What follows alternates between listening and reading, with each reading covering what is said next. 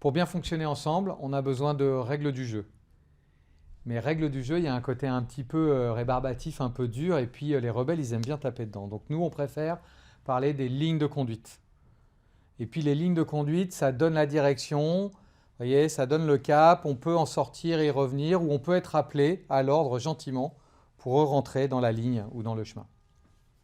On a 3 lignes de conduite pour bien fonctionner ensemble. La première ligne de conduite, c'est dire l'important. On est dans un moment collectif. On a un temps spécifique pour traiter un sujet spécifique. Il faut dire l'important. Si on ne le fait pas là, maintenant, on va perdre la logique. On n'ira pas au bout de ce qu'on a à faire. Et pour regarder l'important, on peut le regarder à 3 niveaux. On peut le regarder d'abord au niveau du sujet, dire l'important pour le sujet. Puis ensuite, on peut le regarder au niveau du collectif, dire l'important pour le collectif, pour qu'il comprenne, qu'il sache ce qui se passe. Et puis enfin, dire l'important pour soi, parce que c'est important pour soi, parce que c'est important de le dire. Ces 3 niveaux ont le même niveau d'importance. Et d'ailleurs, si on hésite, si on n'est pas sûr, on vous conseille, et on conseille, de dire, plutôt que d'éviter de dire. Deuxième ligne de conduite, écouter pour apprendre. Écouter pour apprendre, ça semble assez logique, on est tous finalement assez capables d'écouter. Et néanmoins, on est plutôt formaté, c'est pas plutôt d'ailleurs, nous sommes formatés à écouter pour répondre, parce que nous sommes des animaux en anticipation et en réaction.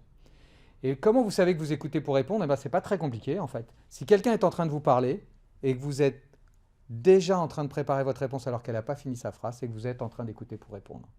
Écouter pour apprendre, c'est prendre le temps d'apprendre sur ce qui a été dit, sur la manière dont ça a été dit, et voire même sur la manière dont on réagit nous-mêmes à ce qui a été dit. Et donc, ça nécessite de prendre ce temps. Alors, on n'a pas tout ce temps, donc c'est plutôt une question d'intention.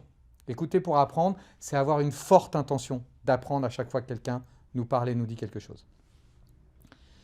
Troisième ligne de conduite, chercher les bonnes raisons. Chercher les bonnes raisons, parce que chacun d'entre nous, si on dit quelque chose, si on fait quelque chose ou si on pense quelque chose, on a une bonne raison de le faire. Cette idée nous permet d'abord d'éviter de juger trop vite et de prendre le temps de réfléchir à savoir si on a bien compris ce que la personne souhaitait dire. Et donc d'éviter de penser qu'on est d'accord ou pas, et d'abord de se poser la question, est-ce que je l'ai bien compris? C'est à ça que sert cette troisième ligne de conduite. Mais elle sert aussi à autre chose de vraiment important pour le collectif. Nous, la plupart d'entre nous, nous allons dire des choses, faire des choses ou penser des choses, et les exprimer d'une manière ou d'une autre, sans l'avoir nécessairement purement analysé, sans l'avoir complètement mentalisé. Et donc nous n'avons pas nous-mêmes la bonne raison pour laquelle nous disons ça.